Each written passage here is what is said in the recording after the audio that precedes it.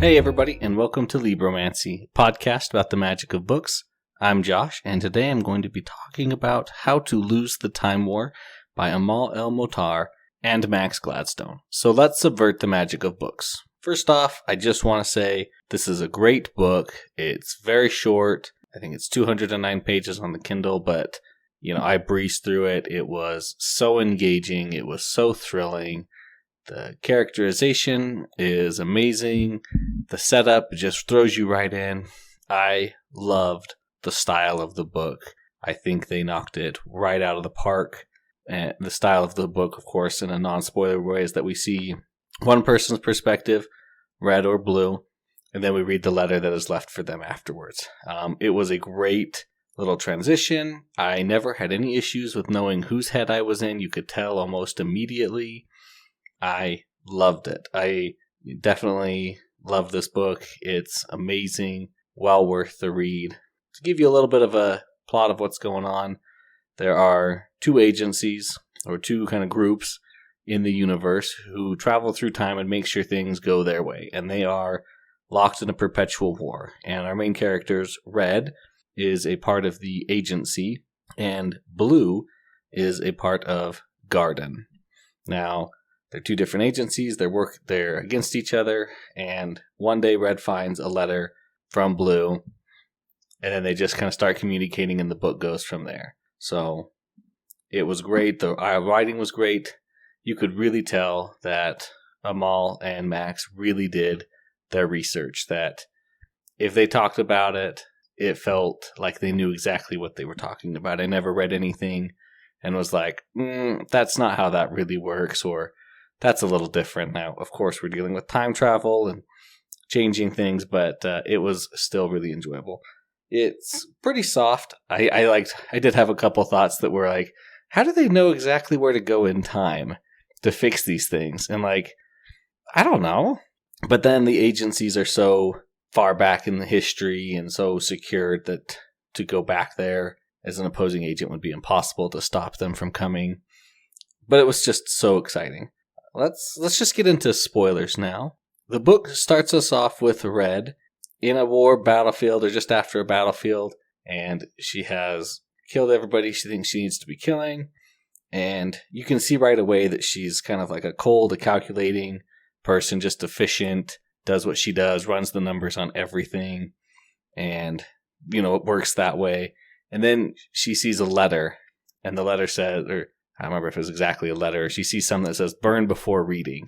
And so she burns it. And as she burns it, she reads in a language that they understand a note, and it says hey, I'm Blue. I have been working against you for a while, and I just want to let you know that you made me really step up my game because you're so difficult to fight against. Oh, and by the way, that thing you think you were doing here, I already changed it back here, so it was great.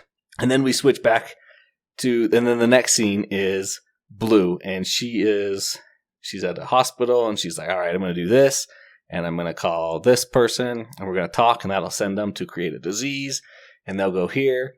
And then she's like, wait a minute, there's this water, and there's a note that says, bubble before reading. And so she boils the water, and the bubbles come up, and they are, she can interpret it into be a letter, and it's from Red being like, blah, blah, blah. Yeah, I've noticed you being cool too. I'm going to have to step up my game. And oh, by the way, this doctor that you were looking for, she's at home thanks to a really cheap remote software thing and a little bit of car trouble. Haha. Who'd have thought that would have been all it takes to solve this problem? And they just keep going back and forth. And I loved it. I loved the letters that they wrote to each other. They start off kind of a little antagonistic, of course, and then they slowly grow into more friends. And I really loved that they took it at a slow pace, where first they're enemies and they're kind of taunting each other. And then as time goes on, they're slowly becoming more and more friends. And as a little bit of their paranoia comes in, they start referring to each other by certain things. So they'll use the hexadecimal code for red or blue, or a bird that's blue. And they talk about their wants and their desires and their dreams, and they move things back and forth. And you can see Red in the beginning. She's like, yeah, I've never written a letter before, so I went and read a bunch of books about it, and this is what I'm supposed to do in my introduction, so here's that, and here's my middle ground, and here's that, and oh, by the way, I'm in my conclusion, and so I'm concluding. Ha. And then she learns about postscripts, and it really felt like Blue was this kind of like older person, like almost guiding her and like teaching her how to be like more human. And I can't say how great it was that I loved it. So, of course, the plot is not content to just let us sit there and enjoy these two people having a relationship, and they are growing close and they do love each other, and that's great. But the Red Agency finds out about these communications. Not exactly about the communications, but they see the influence that Blue has had, and they're like, aha, we think Blue is trying to contact you and prime you, and they're going to try and get you to subvert, so we're going to craft a message. And she crafts this poison message that will kill her, and Red's like, hey, there's a message coming, don't read it. Like, it's poison, it's bad, we'll never be able to talk again, I can't hurt you. And, you know, while she's doing it, she writes another message inside of it just in case she decides to eat it. And it's just so heartbreaking and so tough and beautiful. And then she eats it, of course, because she loves Red and she wants to know Red's final words to her.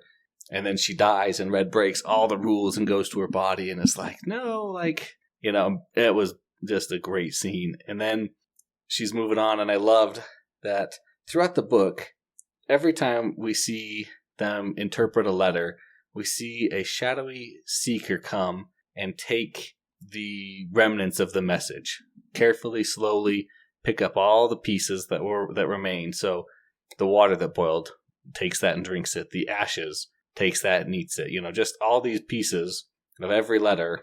And I loved the uniqueness of every cipher or every message passed back and forth to each other. One's in a fish, one's in some bones, one's in the water next to an MRI machine. It was just so unique and so well thought out. But the seeker is taking and collecting all these things, and you don't know who it is, and they don't know who it is. And they're like, well, maybe, you know, it's one of our agencies shadowing us or something else entirely.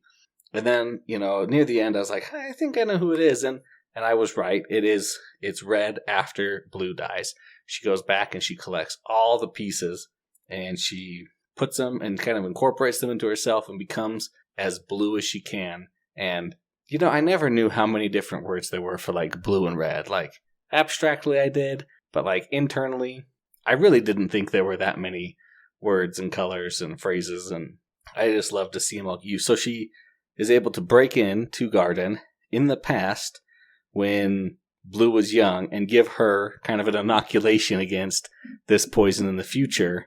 And then when she goes back to the future, she's caught, you know, the Red Agency kidnaps her and locks her away. And then they break free and they get to the end, you know, and they're just like, let's go do our own thing and mess with time on our own scale. And I loved it. It was the best ending. You know, I wish it was more, but I'm glad there wasn't.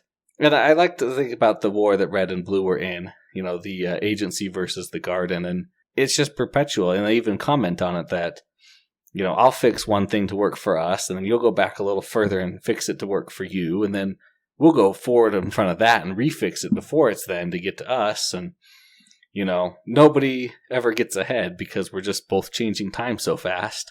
I loved it. I loved just, there were so many cultural references. It was hilarious. And quite often they'd say something like it happened a bunch of times. They'd say, as the prophet said, and then they'd say something like really like modern day, like, as the prophet said, your princess is in another castle. Or like, it was just so funny. They had a bunch of them.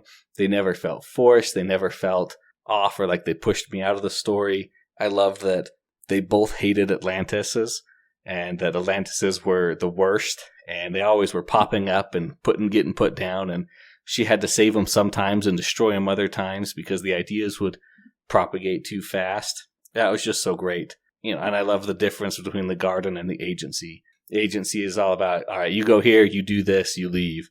So you'll go in, you'll kill somebody, or you'll give somebody an idea, or you'll tinker with their car and make them take this other route. Whereas Blue is all about the subtle and the long-term actions. Like, you're going to go undercover for a year, and this is what you'll be, and this is what you'll do. And then you'll say, like, these special words at this special time or do this certain thing, and then they'll be pulled out. And it's like, whoa, that's, two completely different approaches, but still valid. I can't say anything more about this book. It was just that good. The writing was beautiful.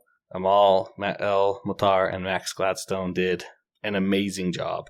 And it's very short. You can really breeze through this in a day or two if you want. It really just pulls you in and sucks and keeps you engaged in it. So that's going to wrap up my discussion of How to Lose the Time War. Thanks for listening, everybody. Thanks to David Hillowitz for the intro and outro music. Of course, if you have any questions or comments or concerns, you can email those to libromancypod@gmail.com. You can find me on Twitter most of the time at libromancypod. And I've put up a calendar on the website, at libromancy.podbean.com, just showing what books are coming up next. And I'm trying to really keep on top of that. So if you wanted to read along ahead, you can. Please like and subscribe wherever you get your podcasts from. And remember to subvert the magic of books.